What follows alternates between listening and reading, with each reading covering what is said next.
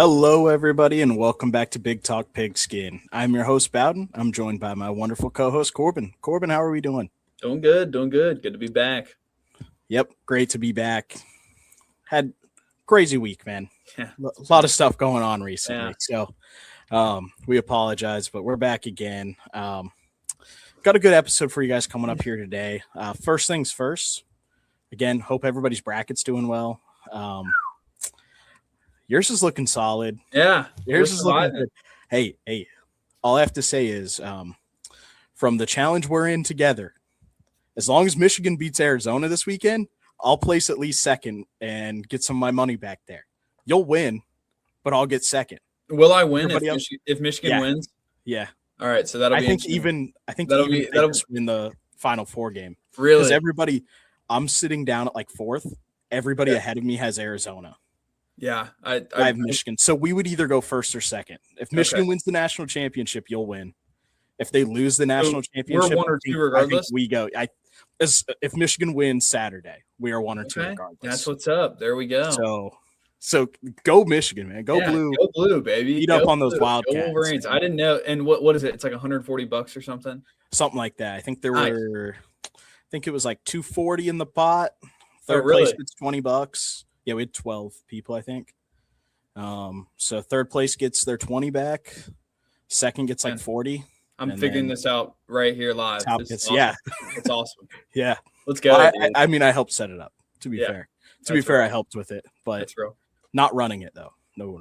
Man, bracketology, baby. It's alive. It's alive. Living in the flesh, dude. It's what we do. Hopefully, man. All right. Well, we'll get into it here. First thing up. There was an executive order ruling on the Army-Navy game on the broadcasting. So pretty much what's going on with this is the Saturday of the Army-Navy game, which used to be a week earlier than what it currently is. Conference championship games kind of pushed that back. So the week it currently is, basically our president had an executive order saying, hey, we need to protect this game. During its time slot, no other college football games are to be played. Mm-hmm. And I agree with this. I think we should protect the game. Yeah. It should have its own weekend. But with the way that we're looking with playoff expansion is kind of why this has become a thing. Yeah. Why this order was put into place. As we all know, the Big Ten, the SEC were looking to expand the Big Ten to 24, the SEC to 16. 16 team format would not have changed a whole lot, but that 24 team format would have definitely made it so you had to play that week. Yeah. So that's why they're coming out and basically saying, hey, even if you expand, it's fine. You just can't play during this time slot. I think this is an interesting ruling, just as like we haven't gotten a lot of like jurisdiction from the government as far as college football goes. So yeah, other than NIL, basically. Yeah, and that's what I was gonna say. Like they only step in, I think, when they really feel like it's needed. I think this was not a situation where it was like, it's dire here. Like Army Navy is going to be as iconic as college football is, right? You know, as a football 100%. Fan, as a a proud patriot of this nation, right? You know, we love that game. It's always a fun one. And and now it's got its own weekend. Did it need it? I really don't think so. I think honestly, it's just asking for a referendum sort of down the road where it's like, hey, we need this weekend for more football. Like it's inevitable and money talks, right? No, so it's great right now that we're granting them their, exclusivity and giving them their weekend. Do I think it will be permanently and forever? Definitely not. I don't. Well, it's not even the whole day that's like off limits, just that time slot. Yeah. So like that's like 3:30 to 6 usually ends around 6. So my guess would be is you get to work around that. You can work around. You can play a game probably starting at like 11 East Coast time, I would say, Eastern Standard. Mm-hmm. Maybe play an 11:30-ish, somewhere between 11-12. So it's done before that 3:30 slot. You can play one game there and then you go, or two at that time. And then you go and you put two at 6:30 or 7, or a 6:30 to 6:30 and obviously 8, like a 9 o'clock. Like if you have a West Coast game, put it on like 9. Right. So it's easily workaroundable. I think it's good to preserve the time slot. I agree. A whole weekend a whole day. Yeah. A whole day would be crazy. You can't just get rid of that whole day for the rest of the sport. I mean, even this year we saw the LA Bowl, Boise State, Washington played on that same day. Right. But they play at the same time. Mm-hmm. Which, and again, so that's the way it should. You should right, that game should be there for its time slot, but the rest of the day, let it be up to the right. Let it be up and let it be up for grabs. So, yeah. I mean, I think we will see, some more expansion as far as playoff goes, and definitely that we can be utilized. And I think more for continuity of the season. I know we've talked about it a couple times on here, how it's like the quicker you. We don't want teams to sit, right? If you sit, you don't play great, right? We had that saying during the football season. We've only had one of the bye teams in the first 2 years of the college football playoffs win. Mm-hmm. That was Indiana, the national champion this year. Mm-hmm. So it's pretty obvious to sit here and go, hey, sitting for 3 weeks isn't good. It's not ideal. You sit 2 weeks. If you sit from championship game, the next week you have off and then you play again, I don't think that's a big deal. We already have bye weeks during the season. Yeah, but I think going longer than that's too much. Mm-hmm, I think even a week would suffice, right? Where it's like, hey, you get a week after your championship games, like here we go, we're rolling, right? Because the longer you're sitting, it's you're messing with the chi of the game, right? 100%. Everyone's got their flow, and so you kind of it might as well be a new season just with substantially less teams that are coming in on different storylines, different circumstances, 100%. Obviously. But I don't know. It's interesting. Good for Army and Navy. They deserve it, I guess, but we'll see. Yeah, they deserve it, but probably didn't need an executive order. Probably not. Yeah, probably not. I think the football world would have honored Army and Navy and let them have their time. I agree. But maybe it wouldn't have. Maybe money talks too much. So maybe, yeah. With that, we'll move on to kind of some spring camp talk. I know I have some stuff here on my own Hawkeyes. Haven't seen a whole lot. Many other people. The first thing I wanted to talk about, I know you saw it. I know we've talked about it a little bit. Dylan Raiola. Right now, transfer from Nebraska over to Oregon. Everybody assumes he's just going to sit, be QB2, learn behind Dante Moore, then take over and play 1 year there, maybe 2 if he redshirts this year, and be their quarterback. Looks like he might be QB3. Row. Trouble in paradise. I know, and I know that we've gotten a chance to talk about this.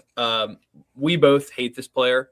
I wouldn't say I hate the guy. Okay, I just don't think he's that great of a football player. He didn't play. But he played for Nebraska. That's the thing. Now that he's not there, I don't hate him anymore. I still don't think he's good at football. I have disliked him because he is a Patrick Mahomes wannabe. And I have some less kind words to probably say about him. But I will abstain on this program. However, he the whole shtick, I'm not a fan of it. I think that this is my real hate for him here. I think Matt Rule is a dog. I do too. And I think that I think that Nebraska is going to turn up this year without his whole shtick and his whole Patrick Mahomes wannabe antics. I really do.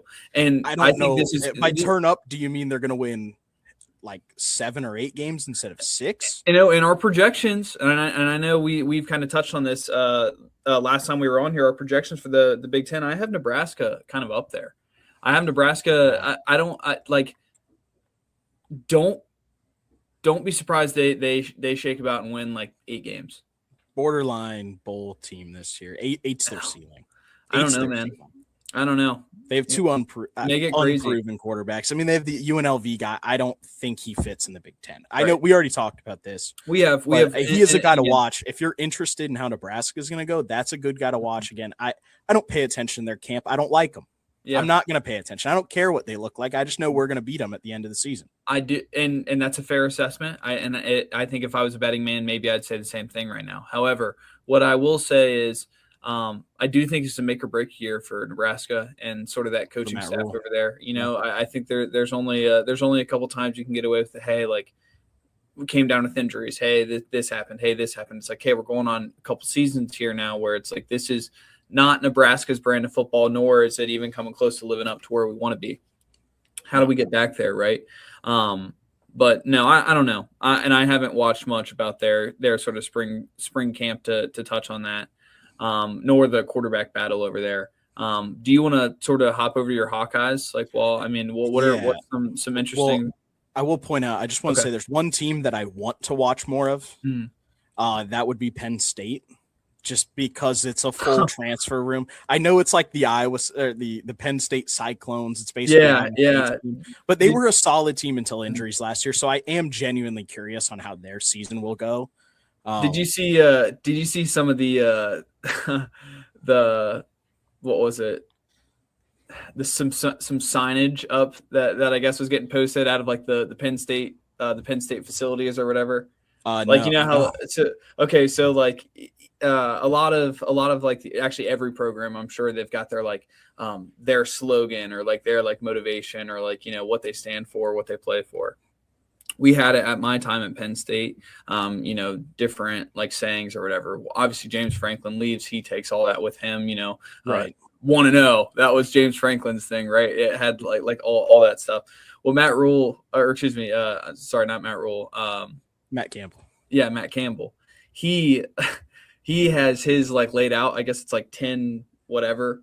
People were flaming him though over the weekend just because it was like basic like treat those how you would like to be treated, like golden rule stuff. You know what I mean? Like it's like it was posted up in our elementary. I know you're probably Googling it right now. Yeah, I trying to find it. Yeah, it's pretty bad though. Like it was some like, wow, I saw that up in my first grade, you know, kindergarten, and it's like, okay, like, you know, you're hating the guy. These are young men, and you'd be surprised, you know, at some of the things that you need to be reminded at that age. You know, you're getting a lot of walks of life, like all sort of at the same time. But I just saw that was funny that people were kind of hating on him and saying, hey, this looks really funny right now, but if he turns around and wins 10 games, people are going to be like, oh, well, that's kind of how we do things here. I can't find it. I wish I could. I'd really love. It's like some cringe, like you know, golden rule stuff. I think the only other like funny camp stories I've seen, I did see the who's the wide receiver from Michigan State? Is it Marsh?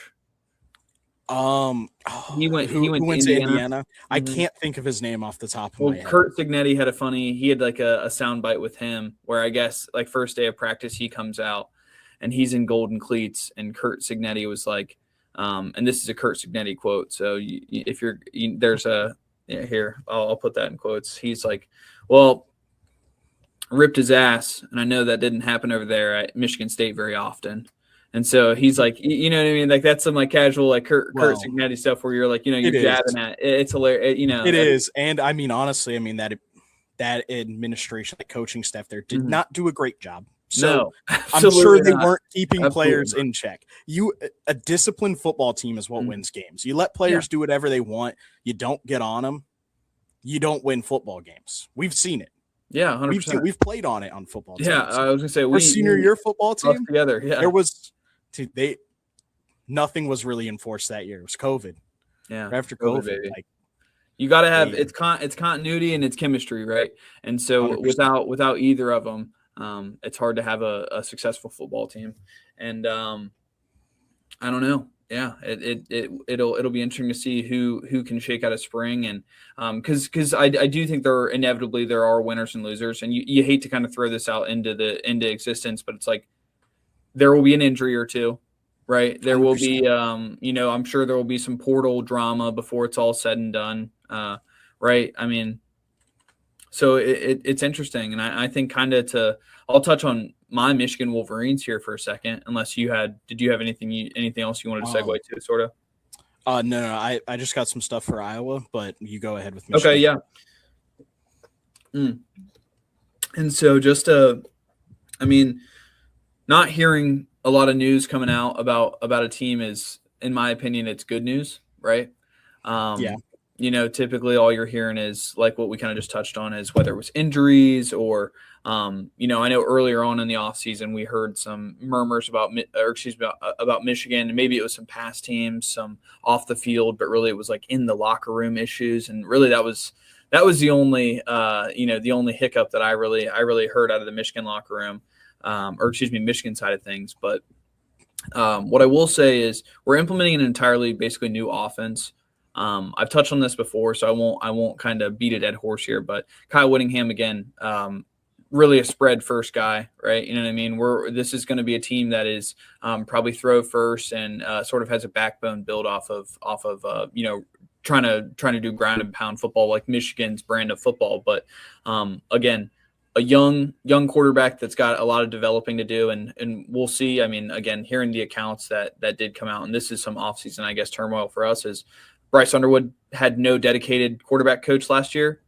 How does that happen? Yeah. How does that happen? How do you spend, no one's going to not have a quarterback coach. No one's going to come out and say the figure, right? And I'll put in the air quotations, Dave Portnoy's $19 million, right? That's right. What are we doing here, right? How are we not investing in it? Yeah, how are we not getting there? Obviously there were some other there's a lot factors. of issues. There were other factors going on in the Michigan side of things. So it'll be interesting. I'm hoping that Kyle Whittingham can sort of bring a breath of life into this Michigan team and sort of progress us. Now, I do worry a little bit about the implementation. I am getting some Rich Rod, a little bit of Rich Rod undertones here, where it's you can't overhaul everything, right? We are a pro style at heart, and so I'm excited to be moving the ball a little bit more in the air. I am, but with that comes an overhaul of a lot of things. We don't got the ponies to be doing that right now. You know what I mean? When it comes to receivers and stuff like that. But as far as my Michigan side of things, that's kind of what I've seen. I'm excited to see their spring game. I know it's coming up here. Hopefully see some real product on the field. Yeah, I'm also excited to see how they change and they evolve. Kyle Whittingham, I mean, yes, he big air raid guy. I think he does understand that this is a pro style team, and I think coach the pro style. I mean, you saw him change, right? I mean, even Alex Smith's time at I guess that was Alex Smith's time. That is Urban Meyer. Yeah. That is Urban Meyer, Utah. So it was a little more slowed down then, but he was a part of that staff. So he understands that, I think. Kind of on my Iowa side of things, seen some stuff about the QB battle. That's kind of the main thing going on, is who's going to get the job, Jeremy Hecklinski or why can't I think of his name? Sorry, Hank Brown. Jeremy Hecklinski or Hank Brown. And so last year, if you watched any Iowa games, the Indiana game, the biggest reason we lost that game was Mark Gronowski goes down. Hank Brown was originally the QB2, throws a really bad screen pass into the ground, misses the guy, maybe it was over his head. Terrible pass. That play probably would have went for a touchdown. Wide open. Probably would have went for a touchdown. We end up losing the game. Now, I'm not saying it's all his fault. Obviously, we should have played better earlier, but that's kind of the memory you get, the taste you got of Hank Brown this season. The taste you got of Jeremy Hecklinski is in the Wisconsin game, I believe. It was a game that we were winning by a lot. We blew them out, and he got in, had a couple plays at the end of the game, a couple of good runs, and he's a bigger passer. Right. Hank Brown is that more stereotypical Iowa quarterback, hand off the ball, not the best passer in the world. Jeremy, on the other hand, he can move around, he can pass. It's a little more like Mark Gronowski. So a not so typical Iowa team, and we were a lot more fun to watch this year. So that's kind of the way I'm leaning towards. I want it to be Hecklinski. I've seen some of his passes. I know Kirk Ferentz has come out and basically said how he can just kind of force the ball in there when he has the window, how he's looked really good passing, but he doesn't really want to make a decision yet. Said there's no benefit to making a decision yet. And Hank Brown has looked really good, but he didn't go into those specific details. If you're an Iowa fan and you've seen Kirk Ferentz's stuff, what he is saying is, I really want to start Hank Brown instead, but he can't throw the ball nearly as well, and I will get ridiculed if I don't play Jeremy.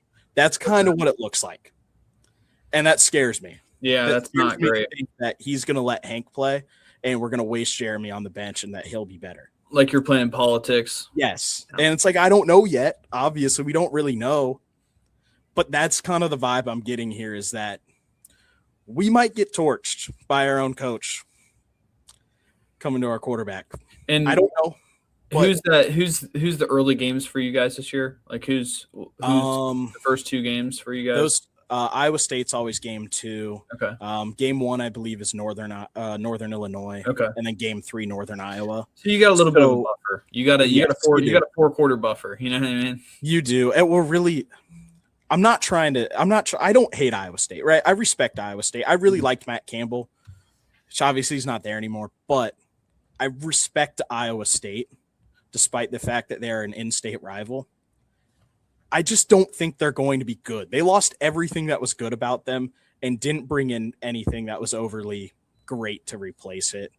So really, I think we have a 3-game buffer between our first competition. That's fair. Yeah, that's fair. Yeah, we kind of have 3 games to figure it out. I did forget Michigan had that with JJ and Cade McNamara a couple years ago. Yeah, I do. I remember that. That was they made the right call. Jim Harbaugh, yeah, he was like, "Yo, not deciding. JJ gets a game, Cade gets a game, and then that ended up being worked okay. out. Yeah.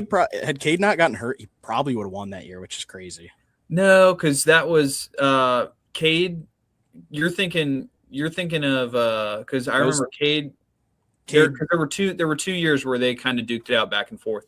Cade had started thinking of the first one. Yeah, you're thinking of the first year because Cade had started like the first 11 games and then ended up getting hurt, losing it to JJ later on, like right at the end of the season. And then the next year. Yeah, he got hurt. He got hurt in the playoffs, and JJ came. Yes. Yep. Exactly. Because Cade beat Iowa in the playoffs, or not in the playoffs. Sorry, in the Big Ten championship that year. Then he went down, played JJ. Next season comes around, they do the battle again, and then Cade got hurt in that. JJ won straight up. I don't even think Cade got hurt. I believe Cade got hurt during it, but I think it was going towards JJ. Yeah. Anyway, and then because he just redshirted that year. Yeah, Cade hadn't used a red shirt yet. Redshirt that year, came over to Iowa, used a medical red shirt because he got hurt in game 4. ETSU.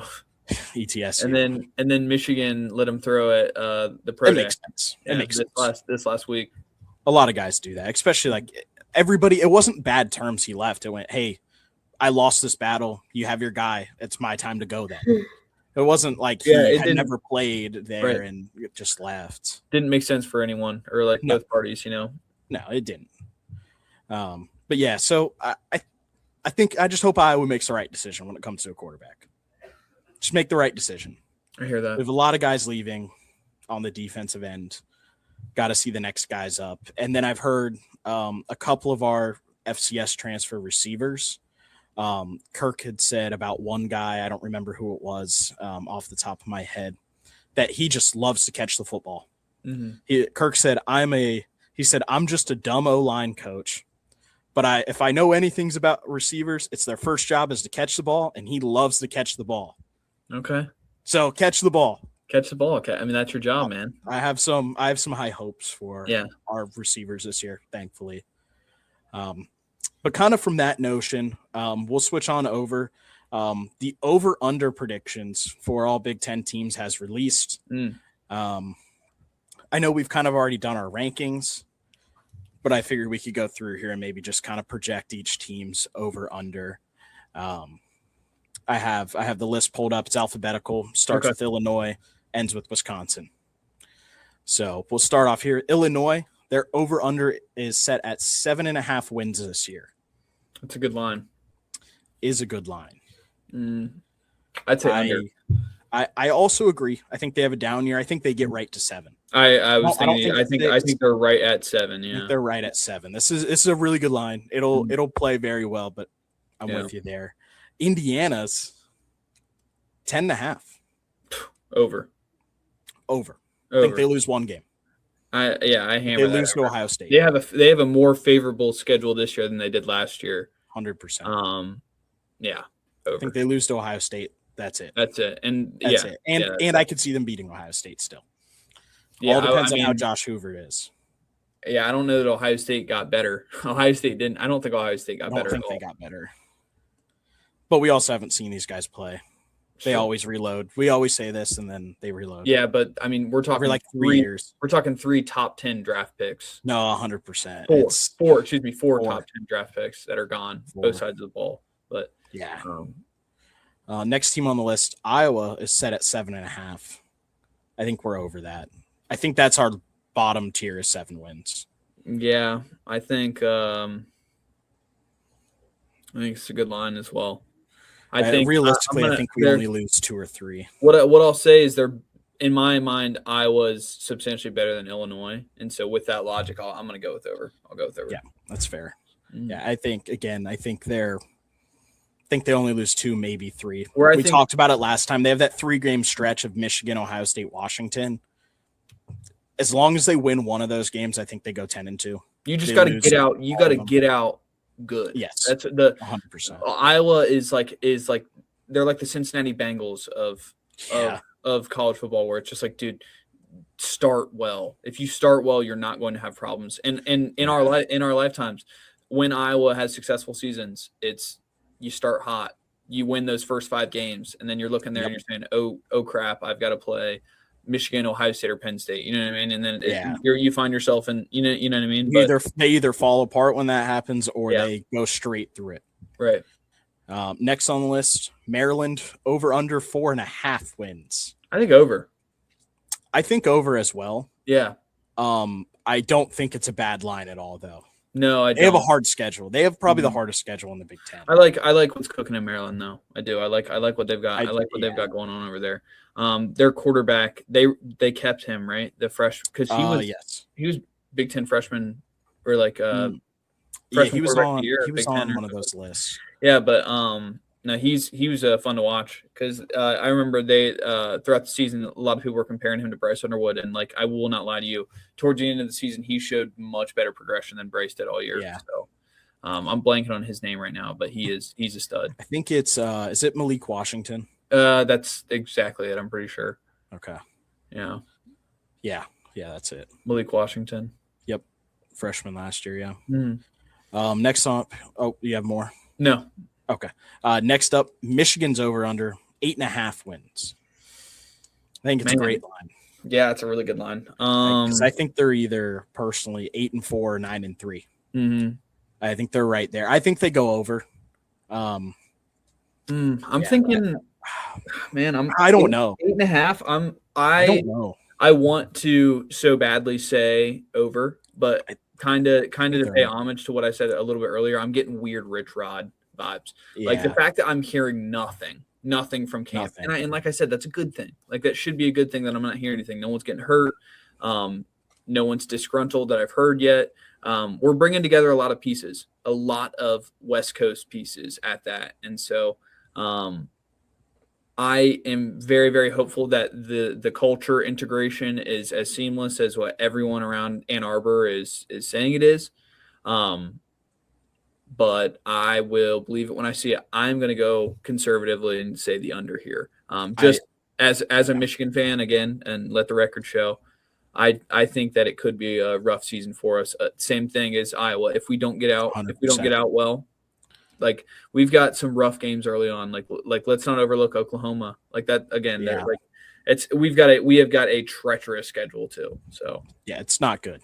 Not a good schedule. The Oklahoma adds so much more to it. Like your Big Ten schedule isn't overly terrible. I mean, Indiana, Oregon, Ohio State sucks. That sucks. But if you didn't have Oklahoma on the schedule as well, if it was, we were very favorable last year too, and so that's where it's like. Yeah. I think some people are drinking the Kool-Aid on us, and it's like, if we don't have that favorable schedule last year, I don't know what that record looks like.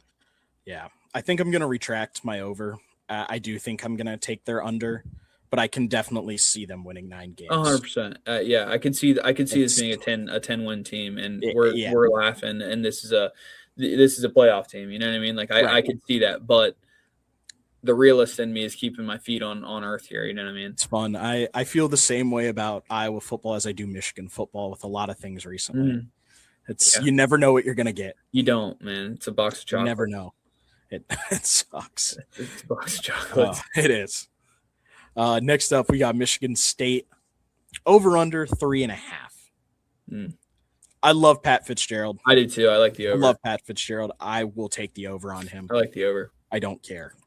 He gets it done. I think he is at least at 5 wins. Well, maybe he gets to a bowl game and goes 6. I don't have it in order. I do have who they play against this year. Will you list them off? So they have Toledo, Eastern Michigan, Northwestern, Rutgers. All 4 of those are wins. Those 4 right there. Like, I mean, Northwestern's going to be a passion win for Pat, anyways. Like, I mean, 100%. He will win that game. Right there. I mean, maybe you lose to Toledo. You're not maybe if this Toledo team is as good as it's been. If Michigan State gets beat by a directional Michigan, we have bigger problems. That would be an issue. Yeah, there are bigger problems at play. Then they also have Notre Dame. It's a loss. Nebraska. I think that can be a toss-up depending on how this team comes out. I think it's probably a loss, but I think depending on how this team comes out, that could be a loss. Mm-hmm. Or that could be a win, sorry. Wisconsin, I think they beat Wisconsin. Then, so are you preying on Fickle's downfall? You know what? I really like Luke Fickle. I've met the guy. I like Luke Fickle. I just don't think it's working at Wisconsin. If he gets fired so much during the season when they lost. You don't realize, he just kept finding a way to keep his job. If he gets fired at Wisconsin, he will be sent to the shadow realm. Like I know, and I don't want that to happen. There's a chance that he doesn't recover and get a MAC job. I don't want that to happen to him, but it's just not working. It's not. I don't want to hate on him. I know. I respect Wisconsin's program. I don't like Wisconsin, but I respect them. But I really like Luke Fickle. Like, let's call it. There was a down year in college football. Sauce Gardner, Kobe Bryant, and Desmond Ridder got this guy this job. Let's call it. Call a spade a spade. You know what? I think if he was still at Cincinnati in the Big 12, he'd be doing just fine. I disagree. I think he'd be doing just fine. I think it'd be 8-win teams at least every year. I think Cincinnati's going to be a poverty program for a while now. I think they've set themselves up to. I agree, but I think had he still been there, they wouldn't be a poverty program. I think they'd be a consistent bowl team. 7 wins at the bottom each year, 9 or 10 at the top. Maybe you have a year where you string together a 12-0 year again. But maybe I think that they would have been a solid team had he just stayed there because the Big 12's weak. Maybe he'll go back to maybe he'll go to Youngstown or something. Maybe. Full life cycle. Yeah. Michigan State. Michigan State. I'm high on Michigan State. Yeah, though. They got Illinois, UCLA, Michigan, Washington, Oregon as well. I think they find a way to get 4 in there at least. Over. Minnesota, 5.5. I don't love it for them. I think Minnesota. They're getting 6 wins. I think they get 6 over. I think they can take the over. They get 6. It's not going to be much more. It won't be pretty. It will not be pretty. You may be biting your fingernails come the last 2 weeks, but I think 7 at most. Mm-hmm. They're Nebraska, 6.5. I think over. I think over. I think over. I think over. One of their potential losses listed on here, which this would be in a 7-5. If they went 7-5, one of their potential losses would be at Illinois. The other losses on here, I don't know. Yeah. So, because what I'm looking at the CBS Sports website for this list, they're also doing their projection with it, listing who they would potentially win, beat, and lose to.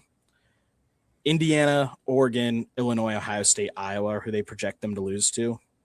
Illinois, out of those 5, I think Illinois is the only one they beat. Most likely, yeah. Out of those 5, I think they can go 8-4. Yeah. If they go 9-3, they will surprise me. Northwestern is set at 5.5. Don't love it. I'd take a flyer on that. I would take I'd take a flyer on the under on that one. Yeah, 100%.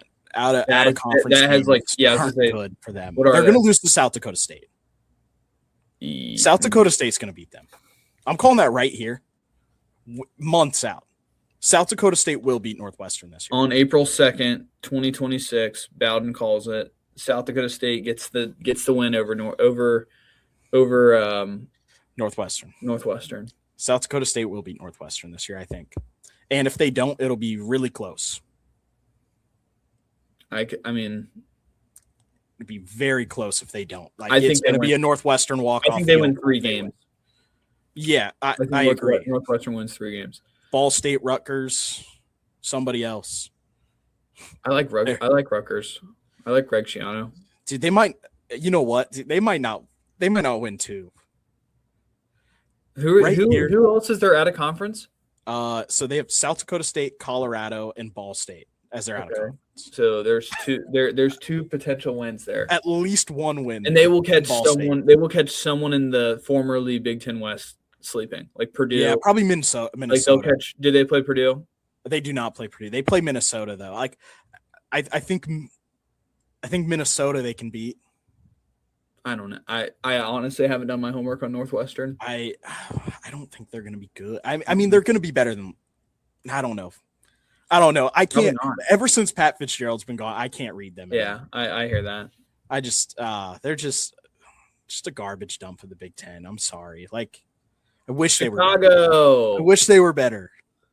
But Chicago. Next up, Ohio State 9.5.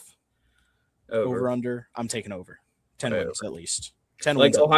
Ohio State could absolutely crap down their leg, have an awful year, and go 10. They could. They could have an absolute dumpster fire every year and go 10-2. Hey man, they could lose more games than I don't know. I don't know. Texas. That doesn't scare me. Like Arch, like that's going to be the storyline like this year. But they play what, week 2? I think week 2. Yeah, that's like Kent State, Texas, then Ball State, or Ball State. That Texas, has Ohio State winning last-second field goal written all over it. Oh yeah, I think that game will be close. I could see them lose because all right.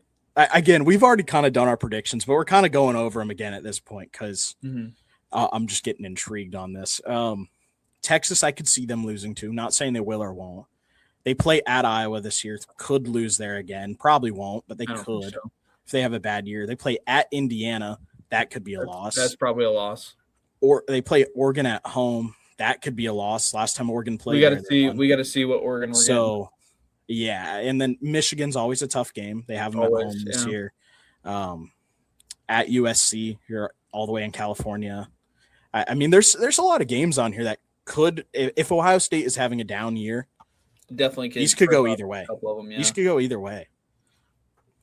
Now, again, I think they're probably 9-3 at the absolute worst, and I don't think that happens. I think 10-2 is probably their low. Right. Next up is Oregon at 10.5. I think it's crazy they have a higher over-under than Ohio State. I don't. I think they win 10. I think it's under. I think they win right at 10. I think 10. I think 11 wins is a lot of football to be had. And their hardest game is at Ohio State. If we're being who's there out of conference?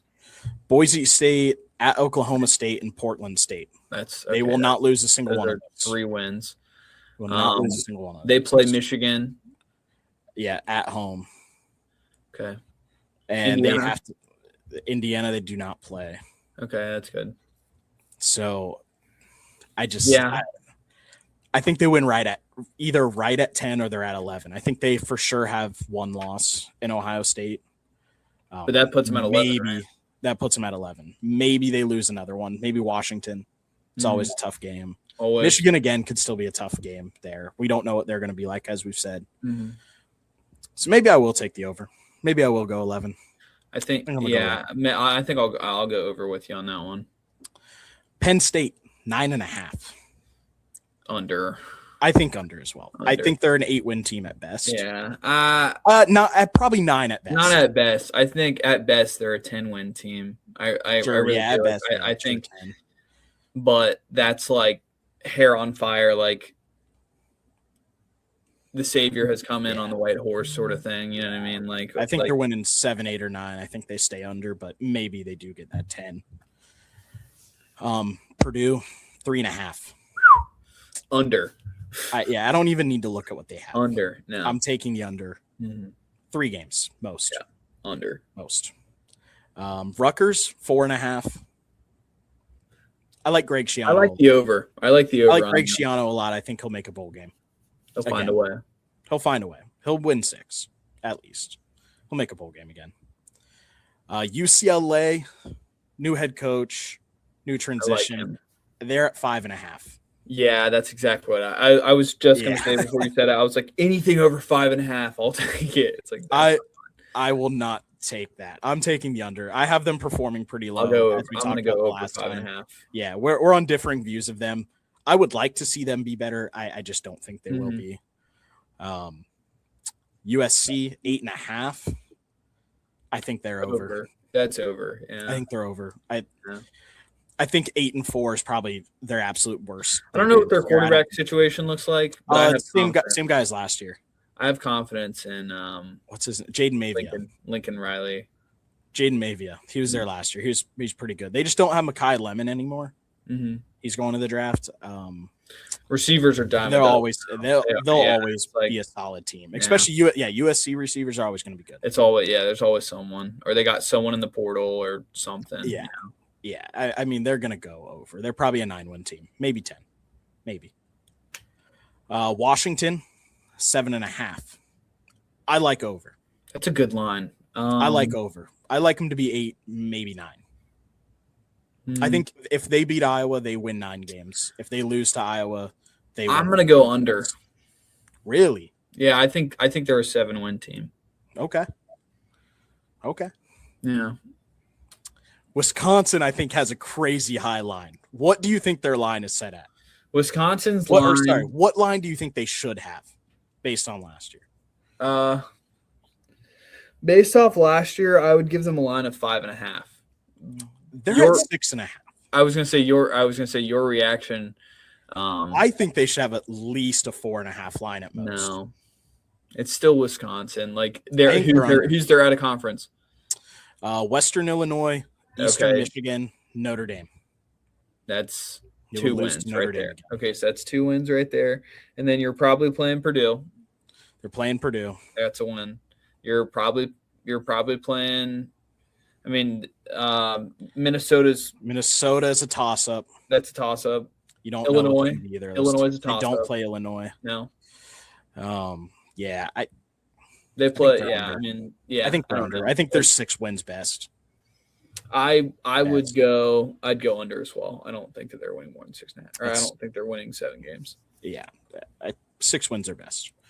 That kind of wraps up those guys. Those over-unders. We went really in depth on that. Our bad, but hopefully you guys like listening to us. No, but that's kind of all we have for today. Thank you guys so much for tuning back in. We'll be back next week. Something new. Who knows what yet? Still got to see what's going to play. Maybe there'll be some more on the ruling of the whole tampering stuff going on. Not much has been said about it since. So, but yeah, thank you guys for tuning in, and we'll see you next time. We'll see you guys.